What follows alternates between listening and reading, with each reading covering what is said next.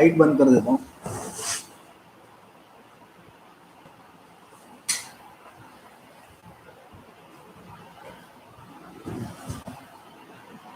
चेहरा दिख रहा है?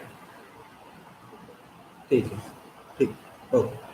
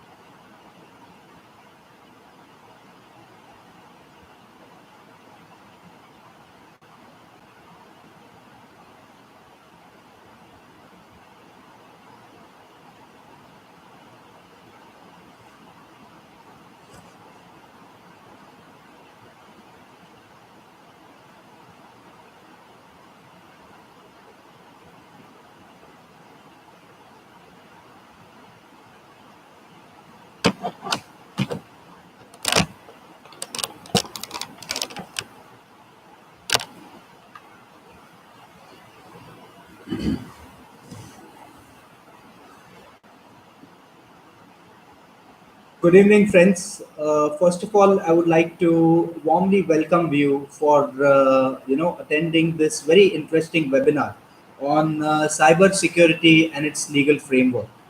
So now, first of all, looking at your positivity that you have come along and you are attending this presentation, this positivity has definitely rubbed off on me. And in the next 40 to 45 odd minutes, let me try to take you through the world of cyber crimes and the various facets of cyber crimes and how and what you can do to remain cyber safe.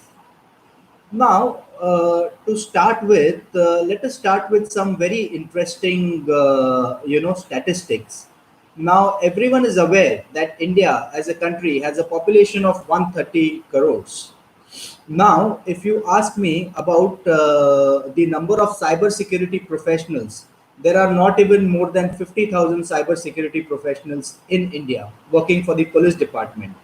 Now, when you see this alarming ratio, you also come to know that awareness and sensitization becomes an integral part of today's society, because most of us are using technology and most of us are using a mobile phone, a computer, an email address. Everyone is on social media. So awareness on the side of public becomes very important. Now, the awareness and sensitization should not be only restricted towards the public, who should also be sensitized along with the public. So, I would suggest that there should be a three-dimensional or a threefold, approach to this entire thing. Now, it starts with the public because the public is the main custodian of their own data. As you keep a very strong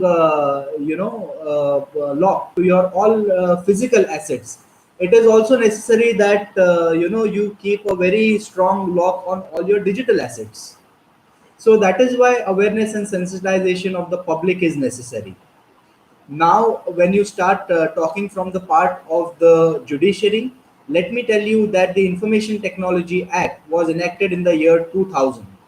Now it has been 20 years since this act has been passed.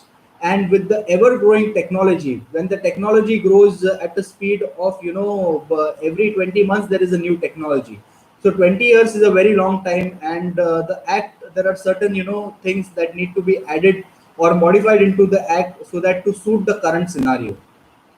Thirdly, I have been dealing with a lot of cyber frauds and cyber cases. So I have always come across this phenomenon, you can say, wherein whenever someone is approaching the police mechanism, they ask you all sort of questions like आपने ये password खुद दिया था क्या, आपने ये सारी चीजें मतलब आपने फ्रॉडस्टर को खुद ये दिया क्या, और उसके बाद वो बोलते हैं कि अगर आपने ही वो पासवर्ड और दिया है तो इसमें चीटिंग क्या हुई। तो ये टाइप का जब एटीट्यूड होता है तो that becomes very difficult on the part of the public, on the part of the sorry police, to understand how serious the crime is and how it can affect the general public. So hence I say that a very trifold or a three-dimensional approach is necessary to create this sort of awareness and sensitization. Now, before I get to the crux of this question, let me start by making few assumptions and very few interesting assumptions. Now, everyone who's a part of this webinar, I am sure everyone has a mobile phone. Let me go one step further.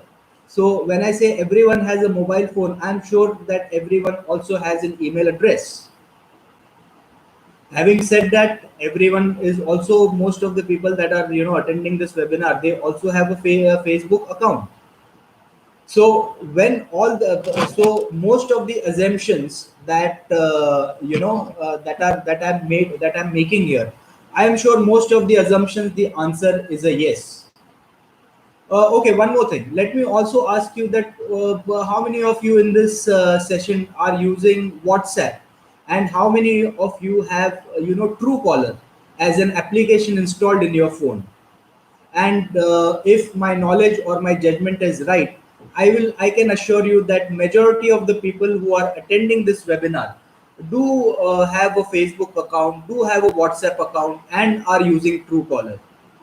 So when we are using all these applications, it is very necessary to understand what are the repercussions, what are the terms and conditions, how these applications, can act as a catalyst in, committing a cyber fraud or a cyber crime. So now to begin with, let us start with my first question.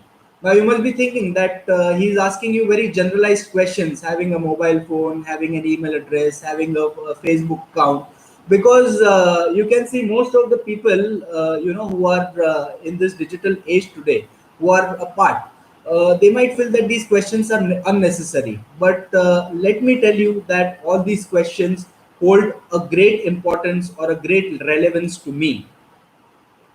Because let me tell you, today, if you're using a mobile phone, are you aware that even without inserting the SIM card, there are certain softwares that are available on the darknet or on the normal internet, wherein just without even inserting your SIM card, we can go ahead, or the fraudster can go ahead and make a telephone call displaying your number. Even if you have not used a SIM card on the in your phone, even still a message from your number can be generated. So when all these things are happening, that is the reason I always it all boils down to the awareness and sensitization part of this entire scenario. My next question. My next question was, how many of you are actually, having an email address? Maybe it for business purposes, for personal purposes. But let me tell you, most of the people over here are going to say the answer is yes. Now, there are certain technologies available in the market wherein the cyber fraudster can access your email account or can send an email from your Gmail account without even knowing your password. So, I hope that the kind of point that I'm trying to make here is very clear. So, have you anyone like till now gone and see what is the privacy policy of Google? What is the privacy policy of Facebook? What is the privacy policy for Truecaller? Because all these applications are getting access at absolutely no cost of our data. But how safe or how secure is this data with these companies? Now, let us, go through the now we have talked spoken about the email. Now let us go ahead and talk about the most interesting or the most used application in India, which is Facebook. Facebook, as a US company, was started a few years back, and now it is the holder of the largest amount of data around the entire globe. The maximum number of Facebook users are from India. And believe me when I say this, that I have handled cases wherein most of the crimes, I can say, I had even taken out a percentage, 70%, 76% of the crimes are happening through Facebook. And the most alarming part is out of the 76%, 56% of the crime are happening with women. So it is my humble request to you that whenever you're using all these applications, you should be very careful about the data or about the type of conversations that you are having on this platform. Now, let me start with a very generic question once again. I am sure that everyone, sometime or the other, or most of the times, I would say, is using his own picture as your Facebook profile. Am I right? You can give me the answers in the live chat, and where I can when I'm seeing the live chat, I can see that yes, most of the people are telling me that yes, we are using our profile picture. Now let me tell you that this is the most riskiest thing. Let Facebook claim that it has the best of privacy settings that are available for their users. But let me tell you, copying the photo, like it becomes so easy getting access to your personal information, because as soon as you upload your profile photo, and if anyone wants to create a fraud or a cyber crime using that, it is as easy as just cut, copy, paste, take a screenshot, and save. So now I'm sure that you must be understanding the gravity of the situation here. How many of you have actually read the terms and conditions? Even if there are, lawyers in this forum right now, let me ask you, how many lawyers in this forum have actually gone ahead and, read the terms and conditions? Now, if you read the terms and conditions thoroughly, it can be clearly seen that Facebook does not take any onus of the information uploaded. It put, in fact, in the contrast, it makes an obligation for you to give all correct information about you, but it does not take any guarantee, any security, any warranty of the information that is being uploaded. So tomorrow, God forbid, if a cyber fraud or a cyber crime happens with you, then you will be the one who would be called in for the police investigation, because your profile picture or your profile was being used to commit the fraud. And believe me, it becomes very difficult to go to the police station number of times and explain them the right facts or the right circumstances of the case and come scot free from this entire year. So basically, see, I'm not trying to create an environment of fear over here. I'm not trying to say that you should not be using all these applications. But again, somewhere as an advocate or as a citizen of India, it also becomes my prime responsibility to make sure that the correct guidance or the correct reality has been put forward in front of you. Okay, now I am sure that many people in this forum might have used a profile picture of their favorite actor or maybe sports person or any celebrity that they follow on the internet. Now, again, anyone who has actually done that, I'm sure many in this forum have done that. So, let me tell you that all these people who have actually done that have committed a cyber fraud as per the cyber laws prevalent in India. Now, you may ask me, what type of cyber fraud have we committed by uploading our, icons photo as our profile pic? So let me tell you, as per the section 66 of the Information Technology Act, There is an offense which is most commonly known as identity theft. So people who are using someone else's profile without their explicit permission have committed this offense. 3 years imprisonment and 1 year fine. I don't want to go much in the details, but I hope you're understanding the kind of point that I'm making here. Let me also take you through an interesting case study about Facebook. Now, this happened 2 years back when I was taking a seminar for a few of the college students. One of the students in the forum, after the lecture or my seminar was over, he actually came up very frantically to me and told me, "Yes, sir, I need your help, and I'm really stuck." Unfortunately, I did not have so much time to actually attend to his query at that point of time. But what I did is I gave him my telephone number. I told him that you give me a call sometime tomorrow. So next day he tried to call me. I was again busy in a meeting. I was not able to answer his call. But he tried calling 2 3 times. So I definitely understood that there is some sort of an emergency or there is some sort of a thing that requires immediate attention. I answered his call and I called him in the office. When I called him in the office, I asked him that, okay, what is the matter? Why are you trying to reach out to me so frantically?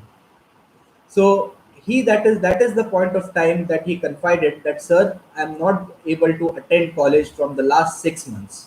I said, why are you doing that? You are spoiling your career. You are missing important lectures, which is very harmful for your academic year.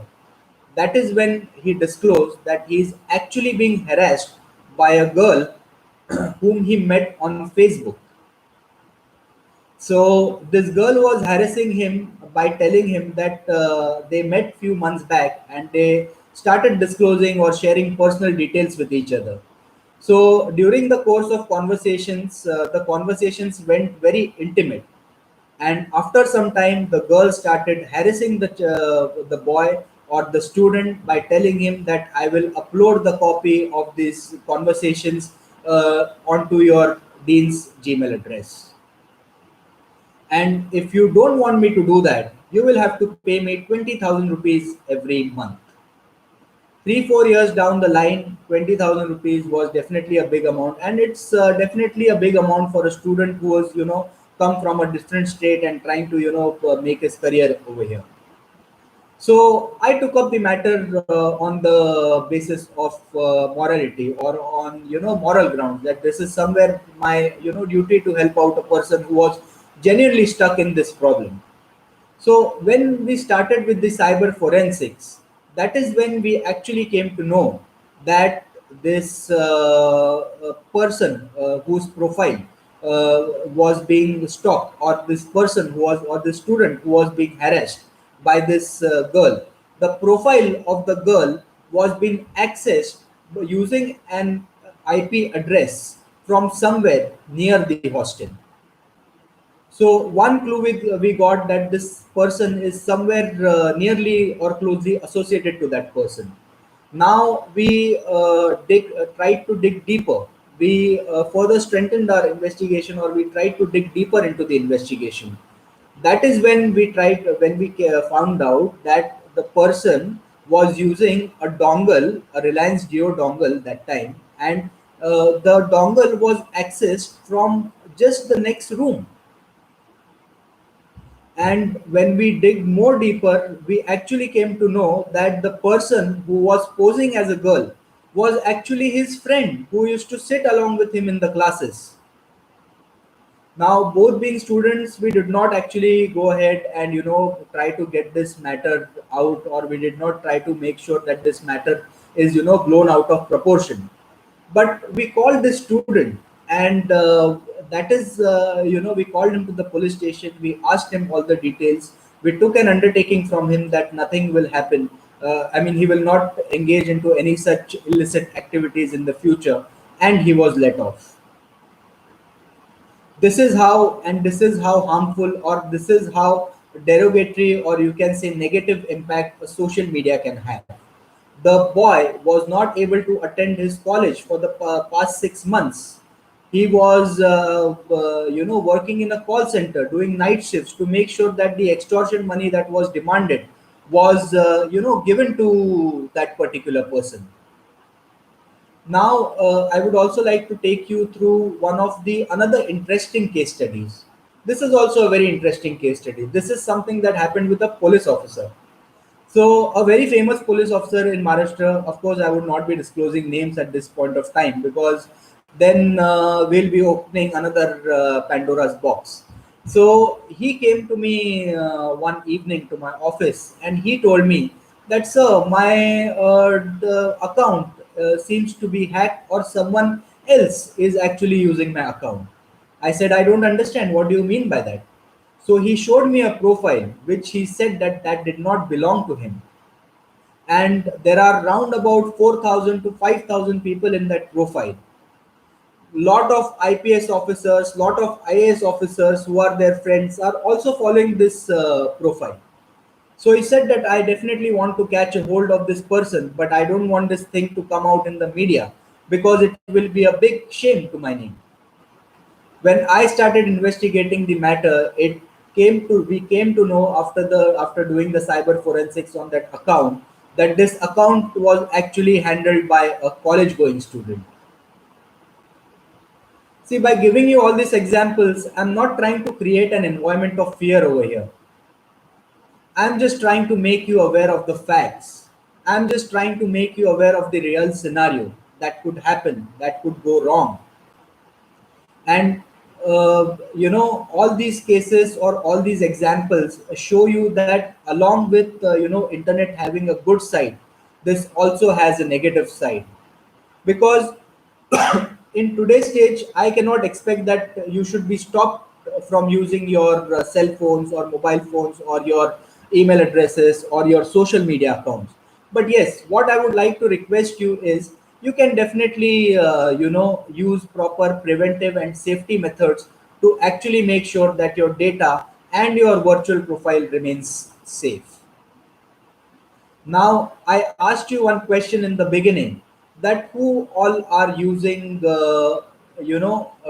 Truecaller and WhatsApp. So I'm just going to combine this question together.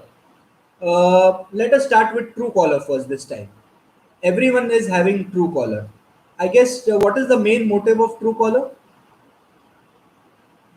The main motive of Truecaller is to give you information about a person who's not in your contact list, which means that even if an unknown person is calling you or trying to get in touch with you, that is when you use Truecaller, or that is how you come to know about Truecaller as an application. When you talk about Truecaller, please read the terms and conditions of Truecaller, because Truecaller terms and conditions clearly tell you that they are not liable for any content that you upload. They are not liable for any data that you have uploaded on their application. They are not taking the onus of any security measures on the data uploaded. So again, if my memory, just I would like to make an interesting point. If my memory is right, in 2017, the servers of Truecaller. First of all, let me tell you that the servers of Truecaller are not in India. The servers of Truecallers are located in Europe, in a country called Sweden. So in 2017, there was a news article which said that the servers of Truecallers have been hacked. In when this hacking happened, 10 crore database of Indians has also been compromised. And as we are talking now, the number has, I'm sure, increased to maybe 20 to 25,000. Again, the kind of the type of point I'm trying to make here is that your sensitivity, the privacy and security of your data, first of all, lies with you. They may claim that they have the best of security measures, but they themselves also write in their terms and conditions that they do not take any onus of your profile. They do not provide any security measures on your profile. And in the days to come, God forbid, it should not happen to anybody who's a part of this forum or to anybody in this world. There are chances that your data is being misused. Now, to make the session more interesting, today I will now take you through what are the various types of, first of all, cyber frauds. So there are banking frauds. There are now banking fraud includes credit card, ATM, debit card frauds. There are e-commerce frauds. There are job frauds in the market. There are salami attacks, wherein salami attacks means when a very minuscule amount is being siphoned off from your account, like maybe 10 rupees or 20 rupees, wherein you will not even come to know that this amount has been siphoned off in a fraudulent way, and you wouldn't mind and take that sort of a cognizance of that matter. So that is one thing that these are called salami attacks. Another thing, if you ask me, what are the other different kind or types of cyber frauds? There is cyber stalking, wherein a person tries to stalk a person's profile or follow or gather a personal information of a profile with an intent of committing crime. There is cyber bullying and cyber harassment, wherein this usually happens a lot with girls, wherein boys or fraudsters take their personal information and start sending them harassing messages. Talking about cyberbullying, a very interesting case comes to my mind. This case actually happened in the city of Bombay, Mumbai, now as it is called. What happened is there was a very famous lawyer who was one of my friends staying in Bombay. This happened with his daughter, actually. She was getting married and her marriage was already fixed, and just 1 week before the marriage she gets a message on her husband actually gets a message on an email saying that the character of this girl is not that right, and also a link of a Facebook profile has been sent to that guy. The link has all sort of derogatory things on that profile. Looking at the profile and looking at the email, the guy automatically says that I don't want to get married to this girl because the character and chastity of this girl is something to be questioned. Now, when this thing happened, my friend called me and I immediately advised him to make a complaint in the cyber cell investigation department. When he made a complaint, and I was also involved as a part of the investigation team, we actually came to know that this message or these this illicit activities was performed by a guy who was staying just next to her. He was her neighbor. So they just got friendly, got talking. They used to share their personal information, their daily routine. And one fine day, the girl just told him that I'm getting married. And the boy got so jealous that he committed this particular fraud. So in today's world, it becomes very difficult to even trust your neighbor. And having said that, we are placing our trust and giving out all our sensitive information to companies that are not even based in India. Most of the servers of Gmail, most of the servers of Facebook, most of the servers of WhatsApp are outside India. So jurisdiction or getting information from these service providers becomes a very big problem. Now when I talk about the problem, I would also like to discuss what are how legally tuned we are or how legally safe and sound we are when it comes to talking about cyber security. As we started in our session, uh, I always told you that this act was enacted in the year 2000 and the amendment came in the year 2008. There were few additions that were made in terms to protect the liability on the service providers and also to ensure that the data that is being uploaded on their servers is safe and sound. How many of them are actually being implemented is a matter of doubt now. Having said that, now what are the provisions when it comes to the Information Technology Act? So there are few important provisions. So one starts with 66A. Now 66A deals with sending of offensive messages or messages which are derogatory in nature.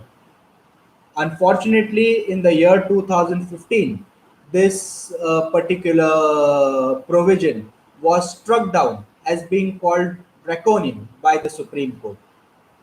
So no longer there is any sort of liability or any sort of punishment for sending offensive messages as per the Information Technology Act. Of course, as per the Indian Penal Code, all these sections would be applicable for sure.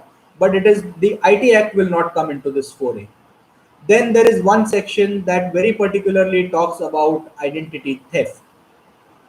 There is one section that talks about showing children in sexually explicit post or in a sexually explicit manner. So this is nothing but child pornography. All these things are when they are covered into this Information Technology Act.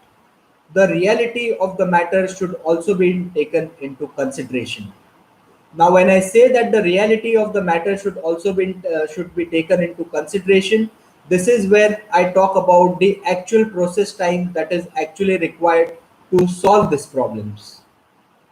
I would like to throw light on a very interesting scenario that actually happened with me. This happened around a year back when me and my friend were having dinner in a restaurant. He actually wanted to sell his bike on OLX. I'm sure everyone is aware of OLX. Everyone was sorry. He wanted to go ahead and sell his bike on OLX. So he already uploaded the photographs of the bike on OLX, and when we were having dinner, he was continuously chatting. I teased him that, okay, are you chatting to some girl that you're not interested in having your food and looking at me and talking to me? That you are more busy on your phone. So what is the matter? Is there something else that is going on? That is when he disclosed that, okay, I'm chatting to this particular XYZ person, and he has really liked my bike, and I have put the amount as 35,000. He is ready to give me 7,000 advance even without seeing the bike. I definitely found that I, being from the investigation background, I came to know that this is something definitely fishy.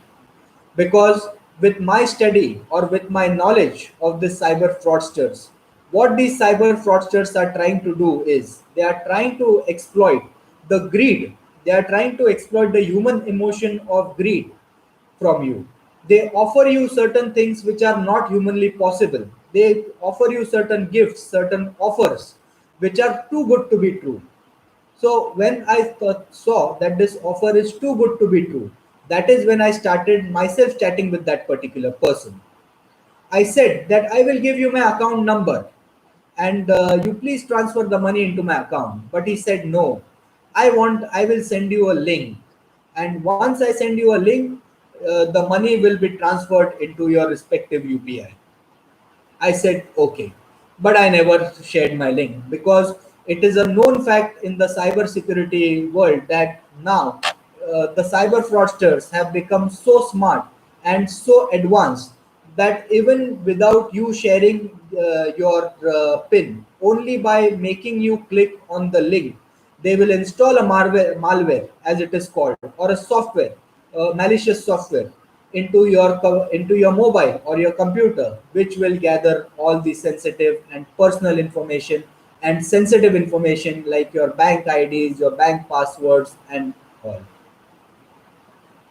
I told that person that I myself that you are talking to a cyber fraud investigator and something like this will not work out in front of me. He did not say anything further. He had nothing else to say but to hang up the call. Because if he was a genuine person, he would have proved his genuinity.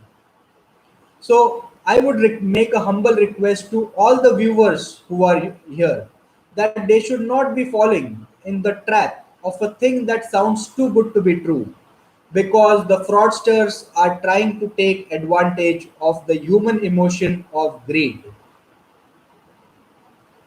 Having said that, I will also like to tell you that how are or what are the basic steps or what are the basic guidelines that you need to follow to remain cyber safe and cyber secure. In today's digital world, most of us, as I said, are using technology of some kind. When we are using this technology, now the technology is actually being made to make our lives easier.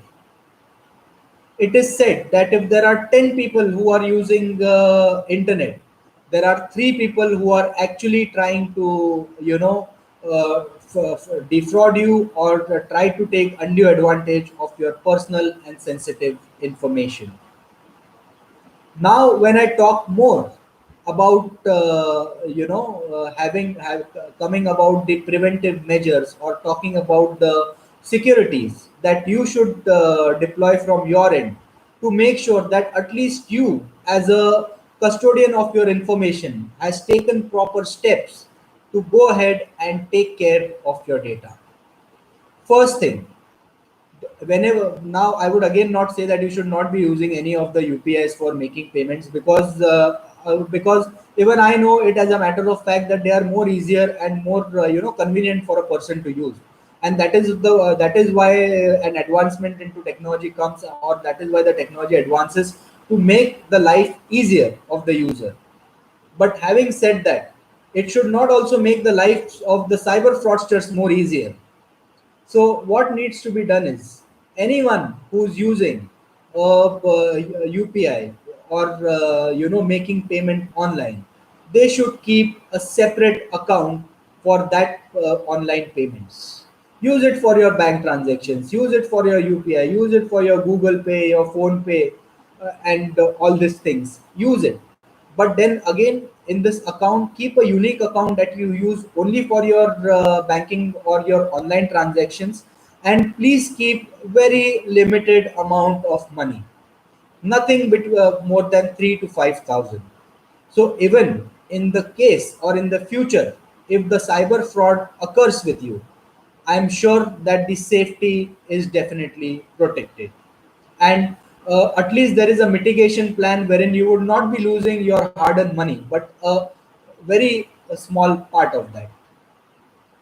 Secondly, if you are since everyone is using a mobile phone, every mobile a separate mobile number should only be attached to such particular accounts, making sure that you don't share the passwords, you don't share your personal information. That is already a given. That is something that everybody knows. But these two things should primarily be carried out to at least safeguard you a bit from getting a cyber fraud committed. Now, I will again like to discuss a very interesting case. Now, this was one of my clients who was a French delegate. He was on a tour in India, and he landed in one of the airports in India. On the airport, he was there for a stopover of maybe 2 hours. He waited there, and that is when he took the next flight and he went on to his destination. After completing his 3 days assignment in India, he again went back to France. That is when, after 25 days, he gets a call from the Interpol saying that while he was in India, he had purchased an Audi Q7, and he had taken 25 lakhs from that particular person. The French delegate was very surprised that how could have this happened? I have never purchased any sort of Audi. I have never taken any sort of money from him. So that is where somehow he found my number and he gave me a call and he told me that please help me out from the legal and from the technical perspective, as in what has happened. So that is when I asked him that what is your itinerary? How many days you stayed in India? How long were you there? And while I was investigating or trying to interrogate him and trying to extract as much as information available from him, that is when I came to know that he used the public Wi-Fi which is available in the airport when he was at a stopover for 2 hours. I immediately got a clue that this is where he has actually gone ahead and the fraudster has made an access into his account and taken his personal details, because the fraudster had even obtained a copy of his a photo email copy of his passport. So that comes to the point which makes me tell you that you should not be using any sort of public access wi-fi's. Let me tell you, friends, that there are no free lunches in this world. Any cafes, any bookstores who are, boasting of providing you free Wi-Fi, this is actually a question that needs to be asked to them. That what sort of firewall, what sort of antivirus, what sort of security measures are you actually adopting to make sure that our data remains safe and secure? Banks being the largest custodian of our data. How many times has bank actually gone ahead and done a physical verification of a person's address, his business location?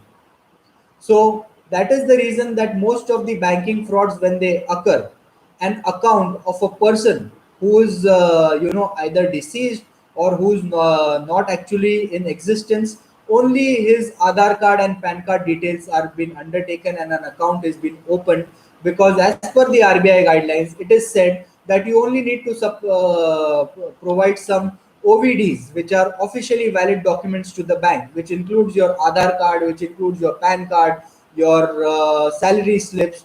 Just these basic slips or these basic things are required. And when these basic things are required, the basic softwares to edit this are also very easily available. So to get access or to get information today has become a cakewalk.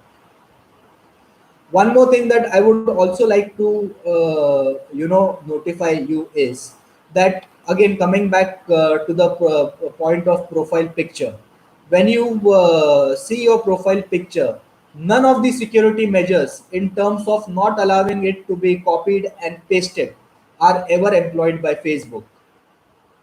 So when we are using all this data and we are uploading all this data, it becomes our inherent responsibility to make sure that the data that we have uploaded is first of all uploaded in a secured place which employs certain kind of securities. Now, you might also ask me that even the telephone companies or the telephone service providers that are present in India, they are also making use of our data. But let me tell you that all these service providers definitely fall under the foray of Section 43A of the Information Technology Act, which makes it mandatory that they should actually employ reasonable security methods and policies to make sure that the data that is being uploaded is safe and secure. How many of you have actually read the terms and conditions of Flipkart word to word? I'm sure that the majority is going to be very less. When you see the website from a legal point of view, from a technical point of view, you understand there are so many lags in these systems.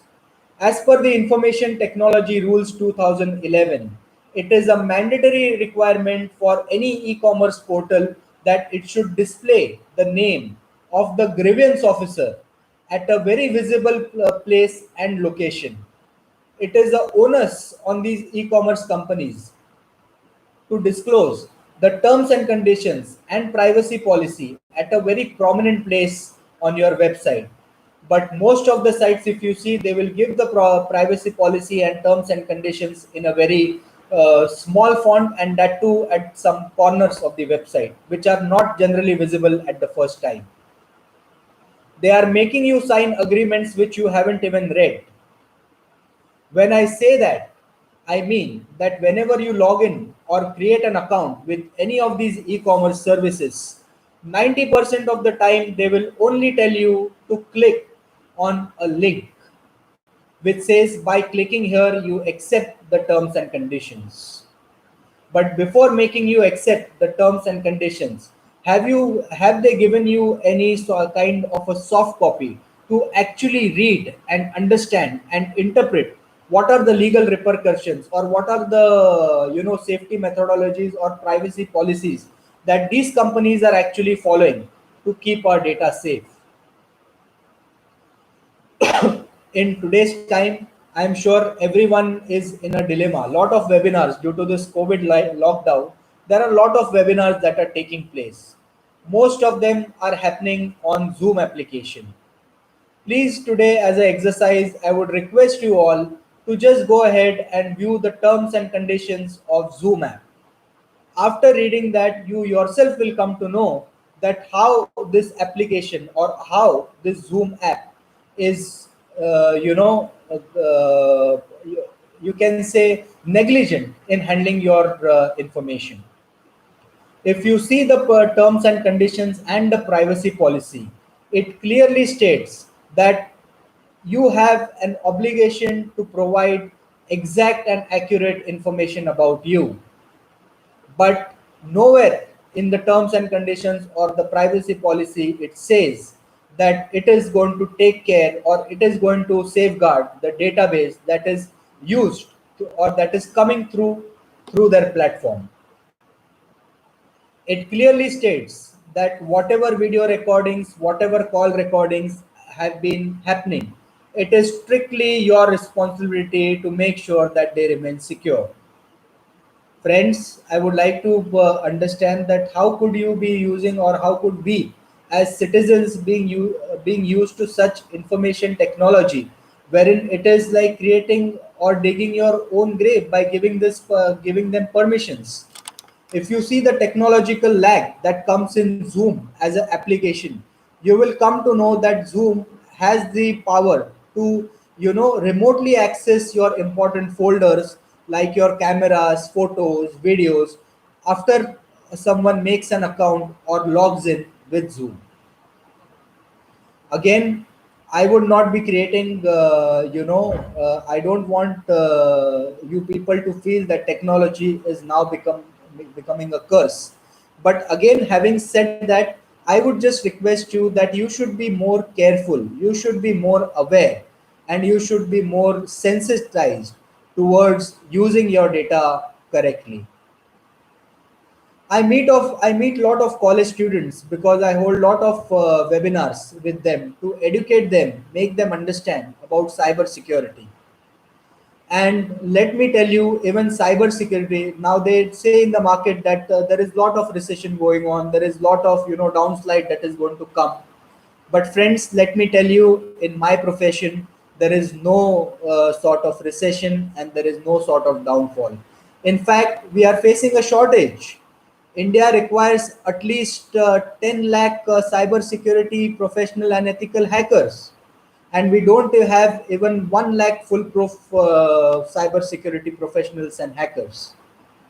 Most of the companies who are undertaking or take caretakers or custodians of our sensitive information, how many cyber security professionals do they hired in their company, and what sort of security measures have been following? All these questions need to be asked, and all these questions, once we get the answer, only after using your own due diligence should you be sharing any sort of information. A very useful trick that comes to my mind: whenever you fill your security questions for recovering your password, they ask you questions like, what is your pet's name, what is your mother's maiden name.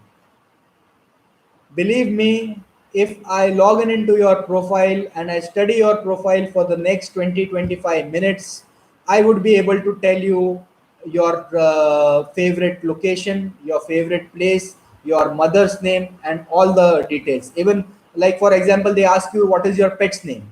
So if you tag your pet in your Facebook post, it becomes so easy for the fraudster to just come to know what is the answer to your security question.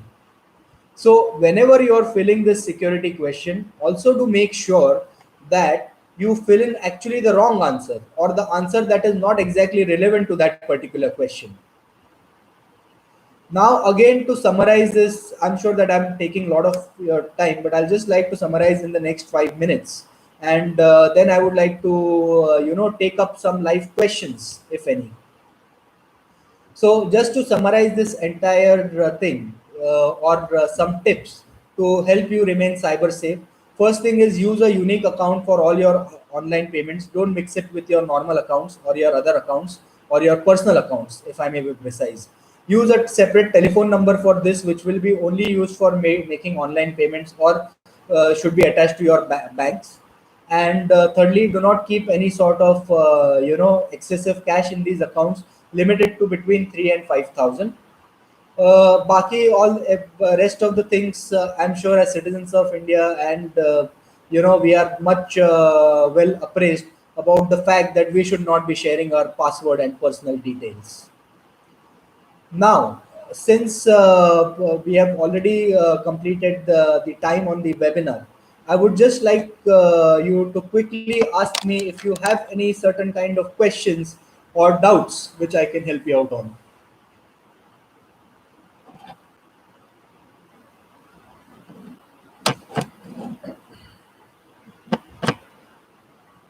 So one of the questions that I can see that, sir, it's a humble request if you could discuss about the career options in this field. This question has been asked by Mahasweta Basu. Hi, Masweta. First of all, let me tell you, I was just talking about no recession being present in my field. So, why do I say that there is no recession in my field? Now, if you talk about cyber security as a field, if you're a college going student, or if you're a MBA, or if you're getting into any profession, okay, tomorrow, suppose if you become an engineer, but in your resume, if you have written that I know how to follow digital footprints and reach out to the criminal, I know that I have skills, or I have skills using which I can secure your data. Let me assure you, Mahashweta, that your CV will be the first CV to be looked at, and you would be the first person who would be given a preference and priority in being selected. I hope this answers your question.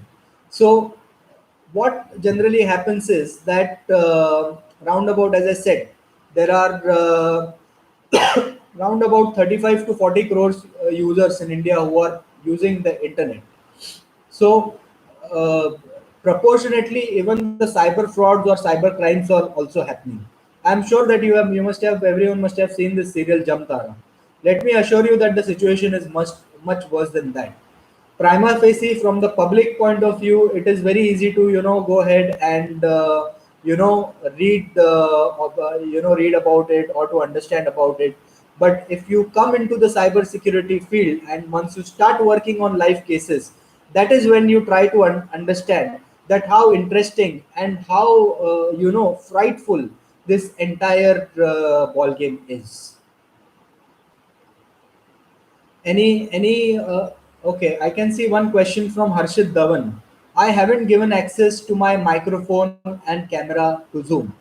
First of all, Harshit, I would like to say that you are one of the smart people staying in India who has actually not given any permissions for Zoom to go ahead and access your personal information. But let me tell you, after reading the terms and conditions of Zoom, that though it is not, giving you any sort of information or, taking your permission in allowing you to use your microphone or, your access your important information or folders in the phone, there are certain technical lags in the Zoom application that help the application to automatically get remote access to all these features. So I would say that you should, use a more encrypted amount of services. I can see one more question from Mr. Vinod, which says, "Sir, today's circumstances, we need to use online payments, which is risky. How can we be protected because it is necessary and risky also?" I absolutely agree to your point, Vinod, that first of all, you should definitely, not shy away from using this technology, because this technology was made to make your life easier. Unfortunately, there are certain miscreants in this society who are actually trying to take negative advantage of this situation. But as I said, if you now most of you are using an Android phone. If you log in into your Gmail account using your Android phone, most of your contacts, most of your photos, most of your information gets synchronized. So that is the reason when I listed down certain do's and don'ts, I told you that even if you are making any online payments, you should always go ahead and make sure that you use a separate account in which very limited amount of cash has been kept in this particular account. So even if the money gets siphoned off, it would not be a huge hole into your pocket. And plus the running around procedure, because being into the cyber investigation and cyber law field, I know that the procedure of reaching out to the proper authorities, submitting your complaint, getting the investigation completed, talking to your bank, submitting these documents, it is a very cumbersome and a very tiresome process. And this is what generally the fraudsters capitalize on.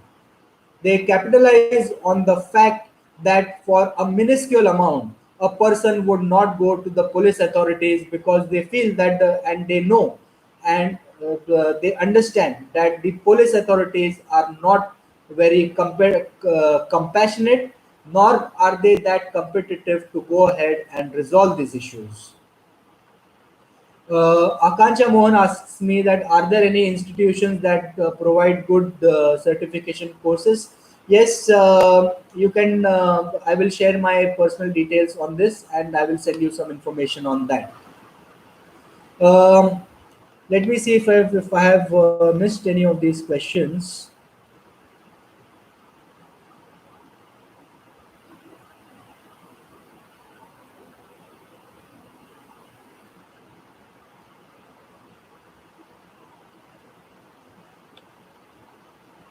Okay, one more very interesting question. Facebook is such large giant company. How come they are negligent and irresponsible for maintaining the safety of users' information? First of all, let us try to understand Facebook as a platform. What is Facebook as a platform?